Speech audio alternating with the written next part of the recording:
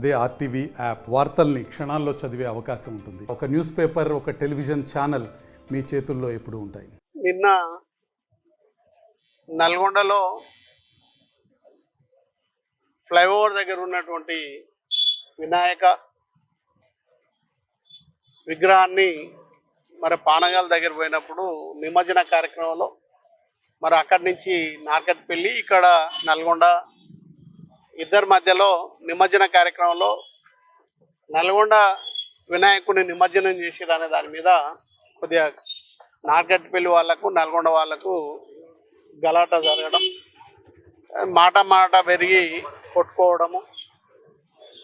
అక్కడ పోలీసు వారు అత్యుత్సాహాన్ని చూపించి వాళ్ళని వీళ్ళని ఇద్దరిని కొట్టుకుంటూ అంతల్లే మన వాళ్ళు కూడా వాళ్ళని వీళ్ళని కూడా సముదాయించి ఒకరిని మాట్లాడించి జరిగిపోయినటువంటి దాని మీద సారీ చెప్పించేసి ఇది సద్దిమణిగినటువంటి తర్వాత నల్గొండకు సంబంధించినటువంటి టూ టౌన్ పోలీస్ స్టేషన్కి సంబంధించినటువంటి సిఐ రాఘవరావు, అదేవిధంగా ఎస్ఐ చిరంజీవి అని ఇన్ఛార్జిగా వచ్చిండు ఆయన, ఇద్దరు కలిసి పిటిషన్ దారి నేను పిటిషన్ ఇస్తలేను, మేము ఓకే జరిగిపోయినటువంటి దాంట్లో మేము అడ్జస్ట్ అయిపోయినాము అనే దాని మీద వాళ్ళు మాట్లాడుకున్న తర్వాత నువ్వెట్లా కాంప్రమైజ్ అవుతామని నెత్తి జుట్టు బట్టి గుంజుకుంటా గొర్ర గుంజుకుంటూ పోలీస్ స్టేషన్ తీసుకొచ్చి బెదిరించి వాళ్ళ మీద ఈడ బబ్బులు అని తర్వాత ఇంకొక 3-4 పేరు మీద వాళ్ళే డిక్టేటరింగ్ చేసి వాళ్ళే రాపిచ్చి సంతకం పెట్టించుకొని కేసు చేసినటువంటి సందర్భాన్ని మీకు గుర్తు చేస్తున్నా. ఆడికి కూడా డిఎస్పీ గారితో సైద్ రెడ్డి గారు మాట్లాడిన క్రమంలో ఏదన్నా ఉంటే రేపు పొద్దునట్టు మాట్లాడదామని కూడా డిఎస్పీ గారు చెప్తే పంపిస్తామని చెప్పిండ్రు.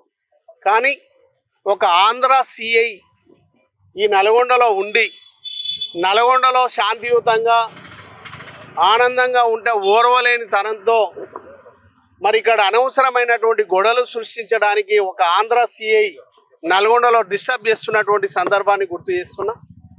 మన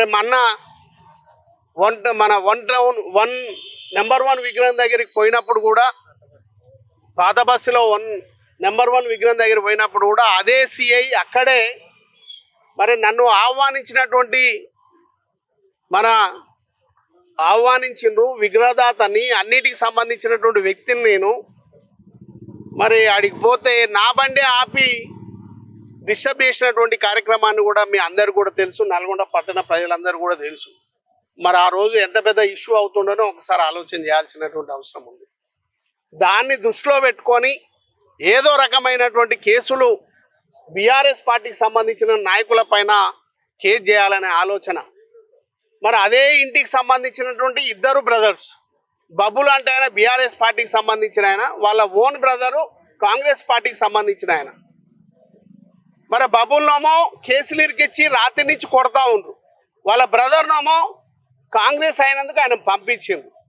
నేను డిఎస్పీ గారిని అదే అడుగుతున్నా, న్యాయం చేస్తున్నారు కదా, ఇద్దరు అన్నదమ్ములే కదా, ఆయన కాంగ్రెస్ ఈయన బీఆర్ఎస్ అయినంత మాత్రాన ఇద్దరికి ఒకటే న్యాయం ఉండాలి.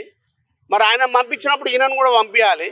ఈయన ఒక్కరిని ఎందుకు రాత్రి నుంచి మీరు కేసు కొడుతున్నారు, లోపల పెట్టిందంటే అక్కడ సిఐ డిఎస్పీ మాట వినకపోవడం అనేది ఇది మంచి పద్ధతి కాదు.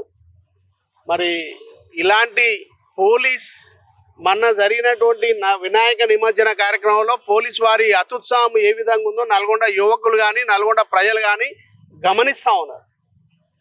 ఒక కాంగ్రెస్ పార్టీకే 3 రంగుల కండువా వేసుకొని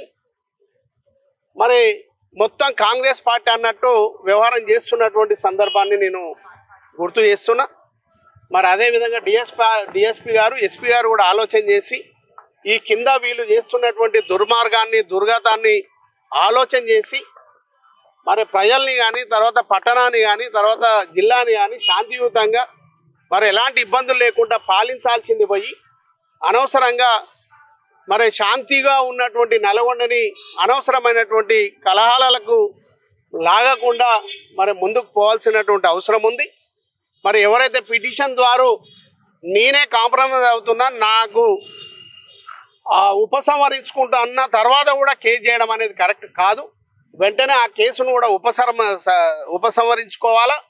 మరి అదేవిధంగా సిఐ ఎస్ఐ ఎవరైతే ఇద్దరు పిటిషన్ దారినే నెత్తిబట్టి గుంజుకొచ్చి కొట్టిన సందర్భంలో మరి ఆ సిఐని ఎస్ఐని వెంటనే ఎస్పీ గారు చర్య తీసుకోవాల్సినటువంటి అవసరం కూడా ఉందని మరి మీడియా ద్వారా తెలియజేస్తున్నా.